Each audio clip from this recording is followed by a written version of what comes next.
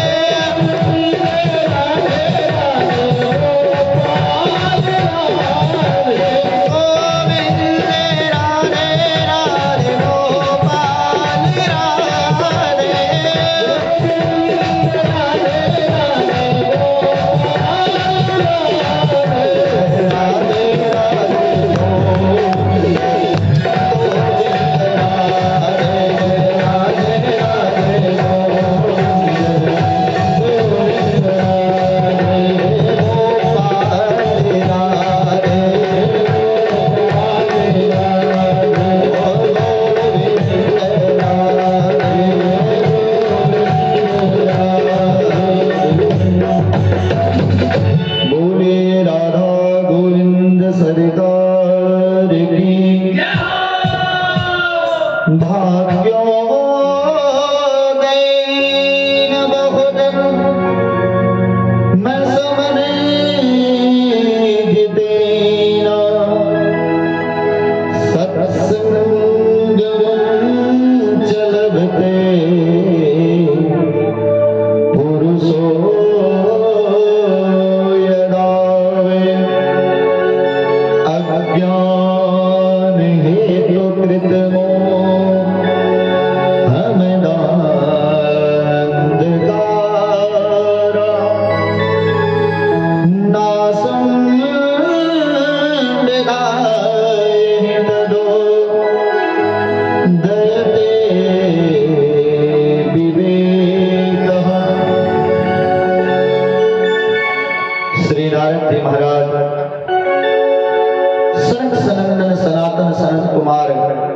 इन चारों भाइयों के चरणों में बैठ करके कहते हैं भाग्योदयीन बहुजन मैं समझदेना। हे सनकादि मुनियों, जीव के जब कई जन्मों का भाग्य एक जगह पर एकत्रित होता है तो उसे भगवान की कथा का सौभाग्य प्राप्त होता है। नारायण, पुण्य का फल सत्संग नहीं है। नारायण, सत्संग का फल पुण्य नहीं है। बहुत ध्यान दे के सुनने योग्य बात। अपितु पुण्य का फल सत्संग है। हम भगवान की कथा को श्रवण करेंगे तो पुण्य की प्राप्ति होगी, अच्छी बात है। लेकिन जीव के जब कई जन्मों का समर्जित पुण्य एक जगह पर एकत्रित होता है तब उसे भगवान की कथा का सौभाग्य प्राप्त होता है। गोस्वामी जी कहते हैं ये बात तो ठीक है कि भवे सागर चहे पारी जो पावा कृष्ण कथा कह दृढ़ नावा। नारायण, जो भी इस भव सागर को, भव समुद्र को पार करना चाहते हैं उनके लिए एकमात्र अवलंब भगवान की कथा है। कृष्ण कथा ताकह दृढ़ नावा। दृढ़ मतलब मजबूत नौका है। देखिए, यदि छोटी मोटी नदी को पार करना होगा तो हम तैर के पार हो सकते हैं। छोटा तालाब को पार करना होगा तो हम तैर के भी पार कर सकते हैं। लेकिन कोई व्यक्ति को गंगा जी पार करना हो तो कितना बड़ा भी तैराक हो, 100 तैराक में एक ही तैराक सफल हो पाएगा। लेकिन यदि समुद्र को पार करने की बात आ जाए तो दुनिया का सबसे बड़ा भी तैराक क्यों ना हो, लेकिन जब तक वो नौका का आश्रय नहीं लेगा तब तक उस समुद्र को पार नहीं कर सकता। जीवन में हम भगवान के यज्ञ से, भगवान के जप से, भगवान के नाम का आश्रय लेकर के हम छोटा मोटा जो है पाप को तो समाप्त कर सकते हैं। लेकिन जो भव, भव किसे कहा गया? भव का अर्थ होता 84 लाख योनियां। हम कभी अवसर मिलेगा, क्योंकि भागवत जी की कथा हम लोग भागवत भगवान के चरणों में बैठ करके 7 दिनों तक श्रवण करेंगे। अवसर मिलेगा आपको जरूर सुनाएंगे। ये 84 लाख योनियां जब तक हम भगवान के चरणों में बैठ करके, भागवत भगवान के चरणों में बैठ करके कथा का अवलंब नहीं लेंगे तब तक पार नहीं कर सकते। ये बात ठीक है, जो संसार समुद्र से पार करना चाहता हो उसके लिए भगवान की कथा ही एकमात्र अवलंब आश्रय नौका है। लेकिन यहाँ पर कहते हैं नारद जी की भाग्योदयीन बहुजन न समर्जित दीना। समर्जित पुण्य का फल भगवान की कथा, भगवान का सत्संग है। प्रश्न हुआ, क्या 1-2 घंटे के पुण्य से भगवान की कथा प्राप्त हो जाएगी? नहीं। 1-2 दिन के पुण्य से भगवान की कथा प्राप्त होगी, ऐसा भी नहीं। 1-2 सप्ताह कोई पुण्य कर ले तो भगवान की कथा की प्राप्ति होगी तो नहीं। क्या 1-2 वर्ष कथा को सुना जाए तो भगवान की कथा प्राप्त होगी? ऐसे भी नहीं। एक जन्म की तो पूरा अगर भगवान के चरणों में बिताया जाए तब तो भगवान की कथा सुलभता से प्राप्त हो जाएगी, ये भी बात नहीं। तो बहुजन्म समर्जित दीना, बहु मतलब बहुत जन्मों का पुण्य, विगत कई जन्मों का पुण्य जब एक जगह पर एकत्रित होता है तब जीव भगवान के सत्संग की प्राप्ति करता है। जीवन में सत्संग की परिभाषाएं आजकल बदल गई। सत्संग का अर्थ क्या होता है? सत्य मतलब भगवान और संग मतलब उनसे जुड़ जाना। इसलिए भागवत जी का भी प्रारंभ शब्द से होता है, सच्चिदानंद रूपाय। तो भागवत का भी प्रारंभ शब्द से हो रहा है। सत्य स्वरूप कौन है? भगवान। जहां पे भगवान राम कृष्ण की चर्चा हो, जहां पे मां पराम्बा जगत जननी की चर्चा हो, जहां पे गणेश की चर्चा हो, जहां पे शिव की चर्चा हो, और आज छठ व्रत का खरना भी है, जहां पे इन पंचांग देवताओं की चर्चा हो, वही सत्संग है। आजकल तो सत्संग भी ऐसा होने लगा जिसके केंद्र में भगवान होते ही नहीं। जो व्यक्ति 1000 चेला बन गया तो अपने आप को ही भगवान सिद्ध करने में पड़ा हुआ है। तो कथा का अर्थ क्या है? सत्संग का अर्थ क्या है? हम अपने आप को भगवान से जोड़ सके। संग मतलब होता है लग जाना, जुड़ जाना। तो सत्य स्वरूप भगवान है, ऐसे भगवान से जोड़ने का कार्य भगवान की कथा करती। क्यों भगवान से जुड़े? तो कहते हैं नारद जी महाराज कि भाग्योदयीन बहुजन्म समर्जित दीना, सत्संगम च लभते पुरुषो यदा वे। जीव को तभी सत्संग की प्राप्ति होती है, पुरुष को, जब कई जन्मों का पुण्य एकत्रित। क्यों सत्संग करें? तो कहते अज्ञान हेतु कृत मोह हम अंधकारा। नारायण जो संसार में बांधने वाली रस्सी अज्ञान है, मोह है, उस अज्ञान और मोह के रस्सी को यदि कोई काट सकती है तो भगवान की कथा है। क्योंकि सभी लोग मोह रूपी रात्रि में सो रहे हैं। आप कहिएगा नहीं हम तो जगे हुए आंख खोल करके, तो देखिए नेत्र को खोल लेना, इन दोनों नेत्रों को खोल लेना ही जगना नहीं है। क्योंकि कहते हैं श्री लक्ष्मण जी महाराज निषाद राज से कि मोह निशा सब सोवै निहारा।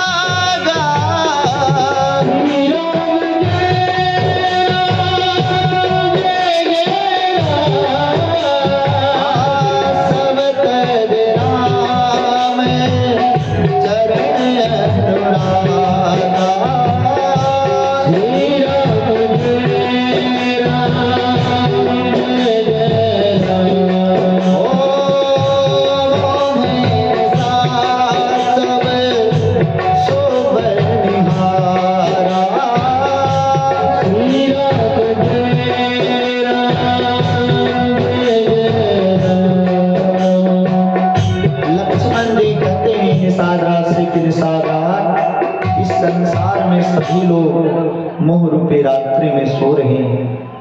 निषाद राज ने कहा कि नहीं नहीं, हम तो जग रहे हैं। कि नहीं नहीं, मोह में सोना क्या है कि देखिए स्वप्न अनेक प्रकार। जीव इस मोह रूपी रात्रि में जग करके, मोह रूपी रात्रि में सो करके अनेक प्रकार का स्वप्न देखता है। स्वप्न देखना क्या है? स्वप्न देखना है कि आज मकान बनाएंगे, आज गाड़ी खरीदेंगे, आज एसी लगाएंगे, मतलब अपने लिए विभिन्न साधनों की व्यवस्था करता है। और हर साधन के लिए प्रयास करते करते भी संपूर्ण साधनों को पूर्ण नहीं कर पाता। जैसे रात्रि के समय देखा गया स्वप्न, अगर आप 10 स्वप्न देखेगा तो एक ही सही होगा, 9 तो मिथ्या ही हो जाता है। उसी प्रकार से मोह रूपी रात्रि में जो स्वप्न देखा जा रहा है, इसमें व्यक्ति चाहता तो बहुत कुछ है, लेकिन सभी उसकी चाह इच्छाएं पूर्ण नहीं होती। तो उस मोह रूपी रात्रि से जगाने का कार्य भगवान की कथा करते हैं। तो नारायण वो भैया यहाँ गप नहीं करिएगा, ठीक है? प्रेम से बैठ के कथा सुनिए, बात करना है, साइड में होकर बात करिए खूब। तो नारायण अज्ञान हेतु कृत मोह मदांधकारा, अज्ञानता का निर्मूलन करने वाली ये भगवान की कथा है। आइए हम लोग भागवत जी में प्रवेश करें। सच्चिदानंद रूपाय विश्वोत्पत्त्या देहे तवे तापत्रय विनाशाय श्री कृष्णाय वयं नमः। लेकिन उसके पूर्व भगवान के एक भजन को श्रवण करें, फिर आगे की कथा को हम लोग श्रवण करेंगे। अरे तू ही मेरे नाम का मांझे, जिसके जीवन रूपी नौका का केवल भगवान है, वो सभी लोग गाएंगे। तू ही मेरे नाम का मांझी और तू ही पतवार है, श्याम तेरे भरोसे मेरा परिवार है, श्याम तेरे भरोसे मेरा परिवार है। तू ही मेरे नाम का मांझे, ओ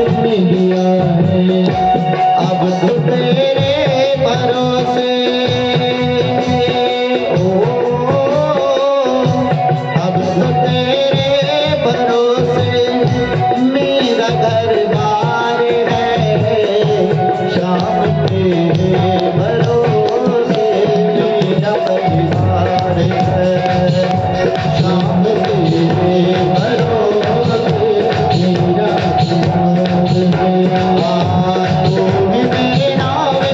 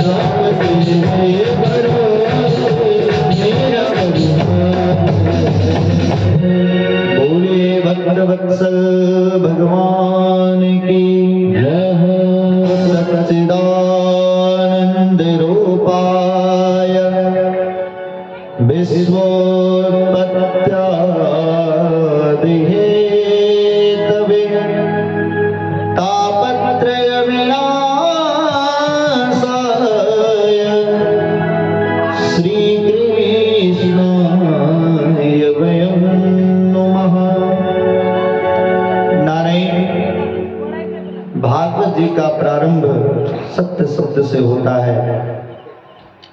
देखिए, भागवत किसी भी कथा को सुनने से पूर्व उस कथा के महात्म्य के बारे में सुनी जाती है।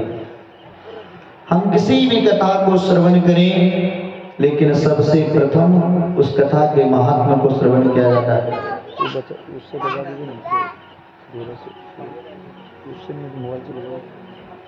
नारायण, तो भागवत जी का महात्म्य कई पुराणों में लिखा गया है। भागवत जी का, लेकिन विशेष रूप से 2 पुराणों में भागवत जी के महात्म्य की चर्चा की गई। पहला जिस पुराण में भागवत जी के महात्म्य की चर्चा की गई है वह है स्कंद पुराण। स्कंद पुराणोक्त जो भागवत जी का महात्म्य है वह 4 अध्यायों में कही गई है। लेकिन नारायण, जो भागवत के महात्म्य का परंपरा रहा वो पद्म पुराणोक्त है। हम लोग पद्म पुराण से ही भागवत जी के महात्म्य को श्रवण करते हैं। तो भगवान को 3 रूपों में प्रणाम किया गया। सच्चिदानंद रूपाय, भगवान कैसे हैं? सत घन है, चित घन है और आनंद घन है। भगवान सत्य स्वरूप हैं। सत्य का परिभाषा क्या है? जो कभी बदलता नहीं। जैसे सूर्य सत्य है। अभी भगवान सूर्य नारायण के व्रत का भी समय चल रहा है। सूर्य अनादि काल से उगे हुए हैं और आज भी वे रहते। आप कहोगे नहीं, यहाँ तो रात्रि हो गई, अंधेरा हो गया, लेकिन यहाँ भले अंधेरा हो, भगवान सूर्य नारायण अभी अमेरिका में उगे होंगे।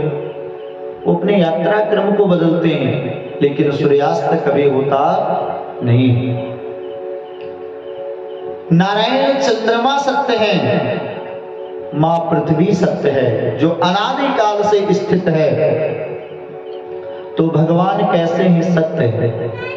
इसलिए जब भगवान की गर्भस्तुति देवताओं के द्वारा की गई 10वें स्कंद में, तो किस रूप में किया गया? तो सत्य व्रतम सत्य परम त्रिसत्यम सत्य से निहितम च सत्य। वहां देवताओं ने जब भगवान की गर्भस्तुति करी तो देवता सब कहते हैं कि प्रभु आप त्रिकालाबाधित सत्य हो। आप भूत में भी सत्य थे, आप वर्तमान में भी सत्य हैं और आप भविष्य में भी सत्य ही रहिएगा। आप में कभी परिवर्तन नहीं आता, संसार भले ही परिवर्तित हो जाए। तो भगवान कैसे हैं? प्रथम सत्य स्वरूप है। दूसरा जो भगवान को विशेषण दिया गया वो चित्त। चित्त का अर्थ होता है प्रकाश।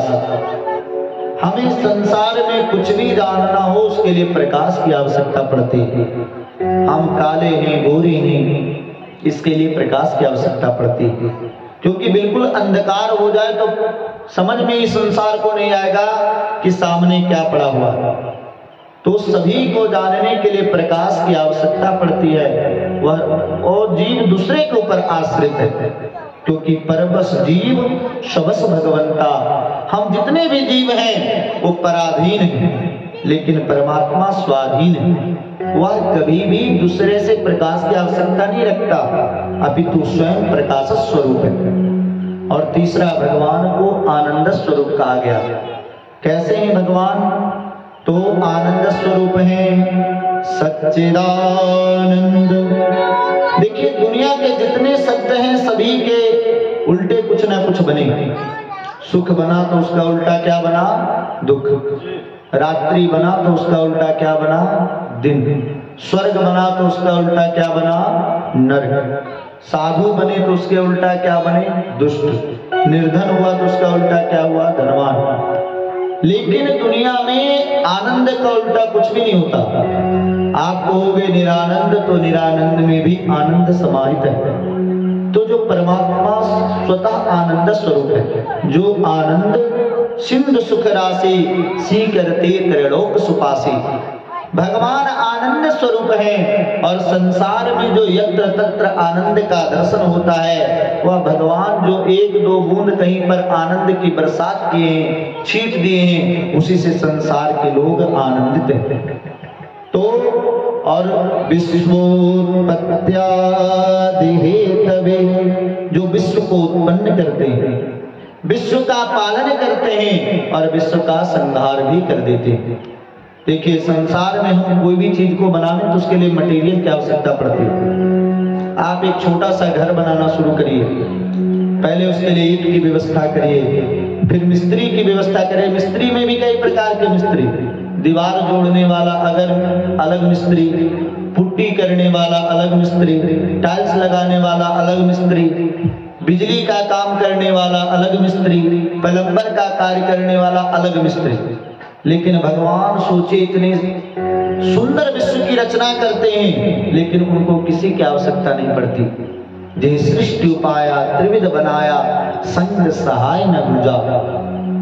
भगवान इस संसार की रचना, भगवान स्वयं मटेरियल है और भगवान ही इसके मिस्त्री भी हैं। उनको किसी की कभी आवश्यकता नहीं पड़ती। तो विश्व का उत्पत्ति करते हैं, केवल उत्पन्न नहीं करते, विश्व का पालन भी करते हैं और इस संसार की व्यवस्था व्यवस्थित रूप से चल पावे इसके लिए विश्व का संहार भी वही परमात्मा करते हैं। और तापत्रय विनाशाय, जिस भगवान के नाम का आश्रय लेने मात्र से जीव के तीनों प्रकार के तापों का निदान हो जाता है, तीनों प्रकार के तापों का परिपाक हो जाता है। वो आध्यात्मिक ताप हो, आदि दैविक ताप हो अथवा आदि भौतिक ताप हो, इन तीनों प्रकार के तापों का यदि कोई निर्मूलन कर सकते हैं तो भगवान है। क्योंकि संसार में सभी लोग दुखी हैं, क्योंकि कोई तन दुखी, कोई मन दुखी, कोई धन बिनु रहत उदास, और थोड़े थोड़े सब दुखी, सुखी राम के दास। कोई तन दुखी, घर में संपत्ति तो बहुत है, अरबों खरबों की संपत्ति है, लेकिन महाराज डॉक्टर के पास गए, डॉक्टर इलाज किया, कहा सेठ जी आपको डायबिटीज हो गई है ना। अब क्या करना है कि आपको मूंग के दाल का पानी और सूखी रोटी उसमें डालो और भगवान का नाम लेके पालो। कि नहीं, मीठा बहुत खाने का मन होता है कि मीठा खाओगे तो ठाकुर जी के पास चले जाओगे, है ना। क्या करिएगा, धन को चाटिएगा। और उस व्यक्ति को तब सबसे ज्यादा कष्ट होता है जब उसके पैसे से मिठाई आया हो और सभी लोग घर में बैठ के खा रहे हो, है ना, और वो बेचारा देख रहा हो। तो कोई तन दुखी, कोई मन दुखी। मन में हम कई प्रकार के संकल्प और विकल्प करते हैं, लेकिन ठाकुर जी कुछ अलग ही लीला कर देते हैं, तो व्यक्ति मन से दुखी हो जाता है। और कोई धन बिनु रहते उदास। कई लोग तो महाराज दिन रात मजदूरी करते हैं, 400 मंजिला बिल्डिंग के ऊपर काम कर रहे हैं, बुर्ज खलीफा के ऊपर, जो दुनिया की सबसे ऊंची बिल्डिंग है। क्यों? क्योंकि धन मिल जाए, लेकिन मजदूरी इतनी नहीं मिलती जिससे परिवार व्यवस्थित रूप से चल पावे। बच्चे को पढ़ाने तो भोजन की कमी हो जाए, भोजन ज्यादा कर ले तो बच्चे को अच्छे स्कूल में नहीं पढ़ा पावे। तो कोई धन बिनु रहत उदास। इस संसार में सभी लोग किसी न किसी दुख से दुखी हैं, लेकिन एक व्यक्ति सुखी है।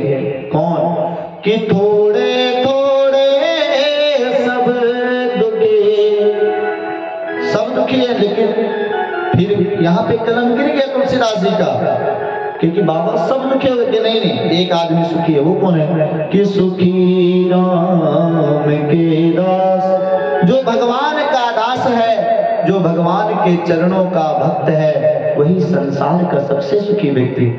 क्योंकि भगवान के भक्त भले ही महाराज एक फटी हुई धोती पर रहे, लेकिन बड़े बड़े श्रीमंत उनके आगे नाक रगड़ते। स्वामी रामकृष्ण परमहंस, धन उनके पास कुछ भी नहीं था, लेकिन बड़े बड़े जब कलकत्ता के सेठ को सोचिए, जिनके शिष्यत्व की ग्रहण प्राप्ति स्वामी विवेकानंद जैसा विद्वान व्यक्ति करता है, क्या था उनके पास? भगवान माँ काली के भक्ति का सबसे बड़ा धन था। तो जहां पर भगवान का भक्ति आ जाता है, बड़े बड़े श्रीमंत भी उनके नाक में, उनके चरणों में अपने नाक को रगड़ते हैं। तो नारायण तुस्तापत्रय विनाशाय। अरे जिसके ऊपर भूत बाधा हो, प्रेत बाधा हो, ग्रह बाधा हो, सूर्य मंडल महाराज बुध गुरु शुक्र शनि सब आपके नवग्रह प्रतिकूल हो जाए, पंडित जी कहे आप नहीं बच सकते, लेकिन ये नवग्रह प्रतिकूल हो और जीवन में अगर भगवान की अनुग्रह आ जाए तो ये नवग्रह भी कुछ बिगाड़ नहीं सकते, क्योंकि भगवान की कृपा शक्ति सभी से ऊपर है। तो जिन भगवान के नामों का आश्रय लेने से तापत्रय विनाशाय, जीव के तीनों प्रकार के तापों का उन्मूलन हो जाता है, ऐसे श्री कृष्णाय वयं नमः। हम सभी लोग भगवान कृष्ण के चरणों में प्रणाम करते हैं। किसी ने कहा कि आपने केवल कृष्ण के चरण में प्रणाम किया, राधा रानी का नहीं, कि नहीं ऐसा बात नहीं है। अरे राधा रानी के बिना तो कथाएं आगे नहीं बढ़ सकती, इसलिए श्री मतलब राधा रानी, क्योंकि श्रीनाथ श्री श्रेतीत श्री, जो जगत का कल्याण करे।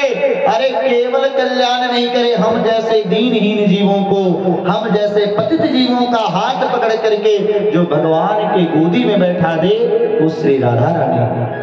क्योंकि देखिए बालक अगर मल में सना हुआ हो, उसमें बहुत सारा कीचड़ लगा हो, तो पिता तो कुछ देर के लिए बालक को छूने से जो है दूर रखता है, उसको थोड़ा घृणा होने लगती है। लेकिन बालक भले ही मल में सना हुआ हो, लेकिन ऐसे मल में सने हुए बालक को जब माँ उसको स्वच्छ जल से पवित्र करती है, बढ़िया उसको क्रीम पाउडर लगा देती है, तो बालक को भी मन होता है कि पिता के भी मन में यह लालसा उत्पन्न होती है कि काश बालक हमारे गोद में आता। उसी तरह से हम लोग जन्म जन्मांतर के मल से महाराज सने हुए हैं, ऐसे जन्म जन्मांतर के मन में सने हुए जीव को राधा रानी पवित्र कर देती है, और इतनी पवित्र करती हैं कि भगवान को लगता है कि ये भक्त हमारे गोद में आकर के बैठता। तो जगत को जो जगदीश के गोद में बैठाने का कार्य करे, उनका नाम है श्री राधा रानी। इसलिए श्री कृष्णा, श्री से मतलब राधा रानी। ऐसे राधा रानी के चरणों में प्रणाम किया। फिर महाराज जिस तरह से हम लोग यहाँ पर कथा श्रवण करने के लिए बैठे हुए हैं, इसी तरह से 88,000 महात्मा, श्रोताओं की संख्या कितनी है? 88,000। और उनके मध्य में पधारे श्री सूत जी महाराज, जिनकी अवस्था केवल 16 वर्ष की। सूत जी का जीवन परिचय थोड़ा सा आप लोग सुन लीजिए। श्री महर्षि कृष्ण द्वैपायन वेद व्यास जी महाराज के शिष्य हैं। सुखदेव जी इनके अपने गुरु भाई हैं। इन्होंने भगवान व्यास के चरणों में बैठ करके 18 पुराणों को अध्ययन किया, और इस कथा को सुनाने के लिए सबसे उत्तम स्थान चुना गया नैमिषारण्य तीर्थ को, जो लखनऊ से लगभग 100 किलोमीटर की दूरी पर है। नैमिषारण्य तीर्थ, जिसको चक्र तीर्थ भी कहा गया। जब कलयुग का पदार्पण होने लगा तो सभी महात्मा लोग भगवान के पास पहुंचे। महात्मा लोगों ने जाकर के कहा कि ठाकुर, इस कलयुग में हमारे भजन को कलयुग कोई विघ्न बाधा नहीं पहुंचा पावे, सांसारिक जीव इस भजन में कोई विघ्न बाधा उपस्थित नहीं कर सके, ऐसे उत्तम स्थान को आप बताइए। तब भगवान अपने सुदर्शन चक्र को छोड़ते हैं कि जाओ भैया, इस चक्र के पीछे पीछे जाना, और जहां पर ये चक्र रुक जाए वही स्थान आपके भजन के योग्य अति उत्तम माना जाएगा। सभी महात्मा लोग उस चक्र के पीछे पीछे चलते हैं, और जहां पर वह चक्र आकर के रुका उसका नाम चक्र तीर्थ हो गया। उसी को नैमिषारण्य, नैमिषारण्य की भी हम कथा सुना देंगे। नैमिषारण्य नाम क्यों पड़ा, तो उसको नैमिषारण्य के नाम से भी जाना गया। 88,000 महात्मा बैठे हुए, वन प्रदेश है। आज के नैमिषारण्य के उस समय से तुलना करेंगे तो कर नहीं पाएंगे, क्योंकि प्रायः पहले जंगल ही बहुत ज्यादा हुआ करता था। आप जहाँ बैठे हम समझते हैं यहाँ भी आज से 200-300 वर्ष पूर्व वन जरूर रहा होगा। ऐसा वन का सुंदर वातावरण है। 88,000 महात्मा बैठे हुए हैं। कोई मैक और पांडाल की व्यवस्था नहीं है, साउंड आदि का। इतना शांत वातावरण है, और शांत वातावरण में अगर धीरे से भी बोला जाए तो बहुत ऊंची आवाज जाती है, बहुत दूर तक। बिल्कुल जहां का वातावरण शांत हो। 88,000 महात्मा बैठे कथा सुनने के लिए, और यहाँ 8 लोग बैठते, उसमें भी तो 4 लोग सो जाते हैं। लगता है बेचारे लोग जबरदस्ती बैठे हुए हैं। 88,000 महात्माओं के बीच में जब सूत जी पधारे तो सभी महात्माओं ने उनका पूजन किया। पाद अर्घ आचमन आदि के द्वारा सुंदर पूजन कर उनको सुंदर आसन पर आसीन कराया और सभी महात्माओं ने उनके चरणों में जब प्रणाम किया तो सूत जी कहे कि आपका अवस्था हमारे बाप दादा का उम्र का है। एक एक महात्मा 1,000 वर्ष 1,00,000 वर्ष के हैं आप लोग और हम 16 वर्ष के, आप हमारे चरण में प्रणाम करें, हमको अच्छा नहीं लग रहा। तब सभी महात्माओं ने कहा कि धन वृद्धा बल वृद्धा आयो वृद्धा तथैव च ते सर्वे ज्ञान वृद्धाश्च किंकरा शिष्य किंकरा। महात्मन कोई धन में बहुत बड़ा हो सकता है, हम लोग आयु में बड़े, आयु में भी कोई बहुत बड़ा हो सकता है, कोई बल से बहुत बलवान हो सकता है, लेकिन संसार का सबसे बड़ा व्यक्ति वह माना गया जो ज्ञानी। क्योंकि एक ज्ञानी के पीछे लाखों धनवान लोग उसके पीछे पीछे चलते हैं, एक ज्ञानी के पीछे लाखों बलवान लोग साथ लग जाते हैं। तो महाराज आप एक ज्ञानी हैं, इसलिए आप हमें भगवान की कथा के बारे में कुछ श्रवण कराइए। क्या सुनना चाहते हैं आप लोग? तो महात्माओं ने कहा कि अज्ञान ध्वंता विध्वंसा कोटि सूर्य समा प्रभा सूताख्या है कथा सारा मम कर्ण रसायन। हे सूत जी महाराज, हमारा जो अज्ञान है वो अंधकार के समान है, अंधकार के रूप में है और इस अज्ञान रूपी अंधकार को नष्ट करने के लिए आपके पास वाणी रूपी सूर्य, जो एक सूर्य नहीं करोड़ों सूर्य। पैर आप लोग उधर मोड़ के रखिएगा, भागवत भगवान की तरफ पैर नहीं करिएगा। तो नारायण आपकी जो ज्ञान है वो करोड़ों सूर्य के समान है।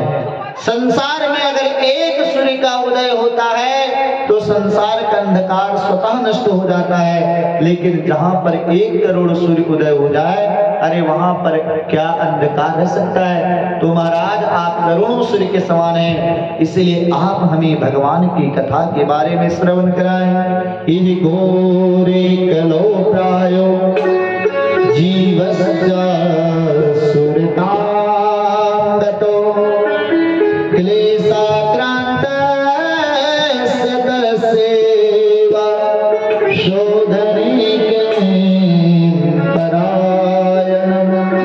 हे महात्मन, इस भयंकर कलयुग में जीवों, सभी जो जीव हैं वो असुर के समान हो गए। भैया पहले जो कार्य रावण किया करता था, कंस किया करता था, आज वही कार्य लोग घर घर में कर रहे हैं। अरे हम लोग से अच्छा तो रावण था, इसलिए क्योंकि रावण के भी सभा में आप वाल्मीकि रामायण जब पढ़ोगे तो वहां के जितने लोग थे सब त्रिकाल संध्या करते थे, सब शिव को मानने वाले थे। लेकिन आजकल लोग भगवान को भी गाली देने में पीछे नहीं हटते और संसार में उनको सज्जनों के नाम से जाना जाता है। तो सभी जीव जो हैं आसुरी स्वभाव के हो गए हैं। ऐसे भयंकर कलयुग में जीव को तरने का क्या उपाय है और सर्वोत्तम साधन क्या बोला गया है? तब श्री सूत जी ने अपने सद्गुरुदेव भगवान के चरणों में प्रणाम किया। कविया काल ब्याल मुखग्रास त्रास निर्नाश हे तबे। ये काल जो है वो सर्प के समान है, अजगर के समान है। अजगर के मुख में अगर कोई चला जाए पेट में तो कब तक सुरक्षित है? जब तक अजगर अपने मुंह को बंद नहीं किया। जिस समय अजगर अपने मुंह को बंद कर देगा व्यक्ति नष्ट हो जाएगा। उसी प्रकार से पता नहीं काल कब हमको अपने मुख में ले ले। व्यक्ति को ये पता नहीं कि कल का सूर्य हम देख पाएंगे भी या नहीं। इसीलिए क्योंकि काल सदा दुर्तिक्रम भारी, और भैया संसार में जीते जी ही अपने कल्याण का उपाय कर लेना चाहिए। और कल्याण का अगर कोई सर्वोत्तम साधन है तो श्रीमद् भागवतम शास्त्रम कलो की ऋण वासितम। जीव के कल्याण का यदि कोई सर्वोत्तम साधन माना गया है तो यह भागवत जी की कथा बोलिए, श्रीमद् भागवत महापुराण की। जो जीव भागवत जी के चरणों में बैठ करके और भागवत कथा को श्रवण करता है उसका कलयुग कुछ भी बिगाड़ नहीं पाता। इस भागवत का प्रचार और प्रसार कैसे हुआ? तो सुमताल क्षेत्र में राजर्षि परीक्षित भगवान सुखदेव के चरणों में बैठे हैं कथा श्रवण करने के लिए। और इनको कथा श्रवण करते हुए जब देवताओं ने देखा तो स्वर्ग से अमृत का कलश लाए और देवताओं ने कहा कि एवं विनिमय जाते सुधाराज्ञा प्रपीयता प्रपास्यामो मयं सर्वे श्रीमद् भागवतामृतम। सुखदेव जी के चरणों में प्रणाम किया देवताओं ने। जैसे देखिए जो विशिष्ट लोग होते हैं उनको मंच पे जाने आने के लिए कोई रोक टोक नहीं होता। जैसे सांसद आ जाए, विधायक आ जाए तो कमेटी के जो लोग होते हैं बिना रोक टोक के तुरंत ले जाते हैं मंच पर, है नहीं? चाहे उससे श्रोता को कितना भी विघ्न बाधा हो जाए, चाहे भले कथा से मन इधर लोग का भटक जाए, लेकिन सब भीड़ लगा देंगे। उसी तरह से देवता लोग जब स्वर्ग से आए इनको कौन रोकेगा? ये बिना रोक टोक के पहुंच गए मंच तक। मंच पर ले जाकर के सुखदेव जी के किनारे साइड में अमृत भरा कलश रख दिए कि महाराज सुनिए, ये जो भागवत की कथा आप सुनाना चाहते हो राजर्षि परीक्षित को, ये कथा आप हमको श्रवण कराइए और बदले में इनको अमृत पिला दीजिए, क्योंकि दक्षिण रसने का श्राप लगा हुआ है। ये अमृत पी लेंगे तो अमर हो जाएंगे और बदले में आप हमें कथा अमृत का पान करावेंगे। सुखदेव जी तो चापलूस श्रोता वक्ता है नहीं। जैसे हम लोग जैसा वक्ता रहता तो सोचता विधायक जी आए माला फोटो खिंचवाओ, वो कह रहे भैया बैठ कर तुम लोग बैठ जाओ। फिर विचार किया सुखदेव जी ने, क्या विचार किया कि देवता लोग कभी भी घाटे का सौदा नहीं करते। स्वार्थी आदमी कभी भी घाटे का सौदा नहीं करेगा। और स्वार्थी आदमी जब आपका ज्यादा स्वार्थ का बात करने लगे तो आपको सावधान हो जाना चाहिए कि भैया ये हमारा तो बहुत स्वार्थ गिना रहा है लेकिन अपना एक भी नहीं गिनाया। सुखदेव जी सोचे कि देवता लोग तो बड़े स्वार्थी हैं और ये घाटे का सौदा कभी नहीं करते क्योंकि ये बड़े चतुर हैं। तो उन्होंने कहा कि बैठ जाओ देवताओं, तुम एक बात बताओ, एक समझदार व्यक्ति हो और उसके पास हीरा और बदले में कोई उसके पास कांच का टुकड़ा ले जाए, शीशा का टुकड़ा जिसका कोई कीमत नहीं है, और एक समझदार व्यक्ति के पास जाकर के यह कहे कि हम आपको कांच का टुकड़ा दे रहे हैं, बदले में आप हमको हीरा दे दीजिए, तो क्या समझदार व्यक्ति कांच का टुकड़ा के बदले हीरा देगा? क्या कभी नहीं देगा। तो तुम समझो, तुम हमको इतना बेवकूफ समझते हो। अरे तुम लोग स्वर्ग के अमृत की तुलना भगवान की कथा से करो। भगवान की कथा कैसी है कि वसुधा कथा लोके काचा मणिर्महा और ब्रह्मरा तो विचारे तदा देवा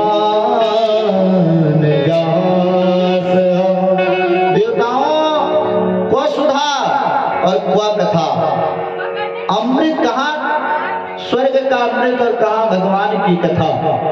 अरे जैसे कांच का टुकड़ा कभी हीरा का बराबरी नहीं कर सकता, उसी तरह से स्वर्ग का अमृत कभी भी भगवान की कथा की बराबरी नहीं कर सकती। प्रश्न हुआ, स्वर्ग कौन जाता है?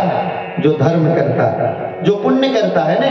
और कथा में तो कोई भी जा सकता है, पापी भी जा सकता है और पुण्यात्मा भी जा सकता है, निर्धन भी जा सकता है, धनवान भी जा सकता है, क्योंकि कथा में किसी को ये कह के नहीं रोका जा सकता कथा पंडाल के बाहर कि तुम पापी हो बाहर रुक जाओ, है ना। लेकिन स्वर्ग में रोक दिया जाता है, तुम पापी हो तो तुम्हारी एंट्री स्वर्ग में नहीं होगी। इसलिए देवता लोग तुम सुनो, अगर तुम श्रोता बन करके आते तो तब तो हम तुम्हें उन्हें जरूर भगवान की कथा को श्रवण कराते, लेकिन तुम लोग यहाँ पर बनिया बन करके आए हो।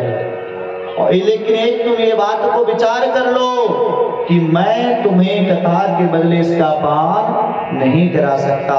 और नारायण इस तरह से जब देवताओं को कह करके डांट करके भगा दिया गया, तो सभी देवता लोग पहुंचे पितामह ब्रह्मा के पास। ब्रह्मा जी के पास रोने लगे कि ब्रह्मा जी, ये कथा में इनको अधिकार मिला, मनुष्यों को जो भगवान के कथा को आदर नहीं देते। देखिए अभी कुछ लोग बैठे थे, कथा अभी समाप्त भी नहीं हुई, लोग पढ़ना छोड़ के भाग गए, है नहीं? जब मर्जी तब बैठे, जब मर्जी उठ के चल दें, जब मर्जी सो जाए, जब मर्जी पानी पी लें। और हम लोग इतनी श्रद्धा से कथा सुनने के लिए गए, कहां से? स्वर्ग से। भाई यहाँ घर के लोग नहीं सुन पा रहे, वो स्वर्ग से देवता लोग आए और हमको कथा से डांट करके भगा दी गई और इन श्रोताओं को अधिकार मिला। ऐसा क्यों? क्या भागवत का कथा स्वर्ग के अमृत से भी बड़ा है? ब्रह्मा जी बोला, अच्छा रुको, परीक्षित को पहले 7 दिन कथा सुनने दो, फिर देखते इसको कथा का फल क्या मिलता है। और परीक्षित जी ने जब 7 दिनों तक भागवत की कथा श्रद्धा पूर्वक श्रवण करी तो भगवान के दिव्य धाम में चले गए। पितामह ब्रह्मा ने अपने सत्यलोक में, ब्रह्मलोक में एक तराजू मंगाया।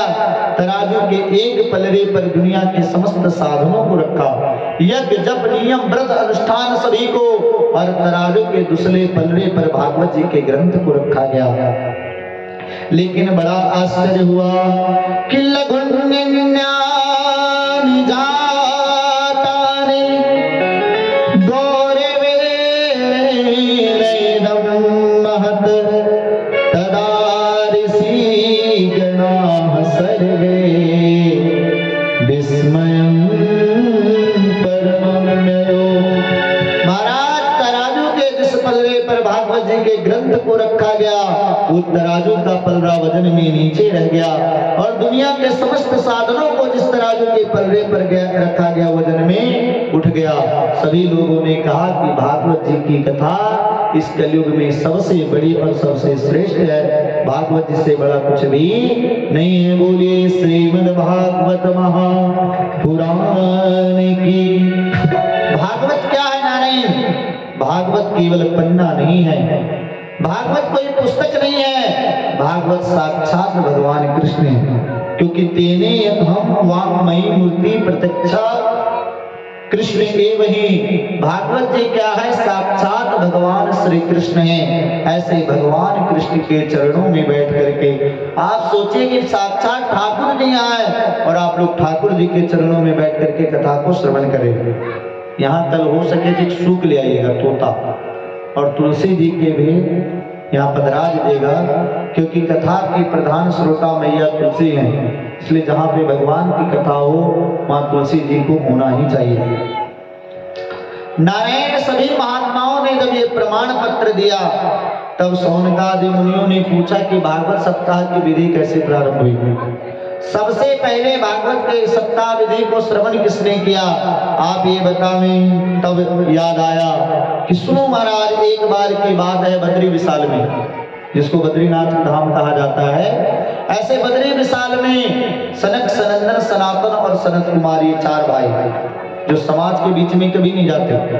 एक भाई कथा सुनाता है, 3 भाई बैठ के कथा सुनते हैं, और जब उनको लगता है कि अब हमको श्रोता बन के बैठना चाहिए तो दूसरा के कथा सुनाने लगता है, 3 फिर बैठ करके कथा सुनने लगते हैं।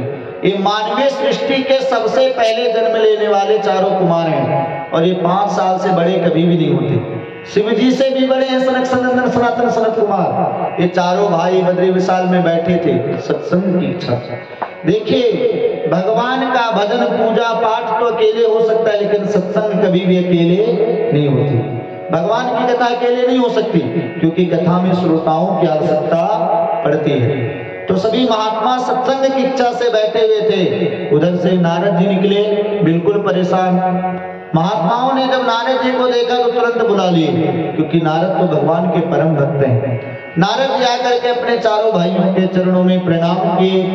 महात्माओं ने जब नारद जी के मुखार बिंद को देखा, क्योंकि व्यक्ति के पूरे जीवन का दर्शन उसका मुख करा देता है। आप कितने खुश हैं, कितने दुखी हैं, ये जानकार व्यक्ति आपके मुंह को देख करके जान लेगा। तो श्री नारद जी को महात्माओं ने प्रश्न करी कि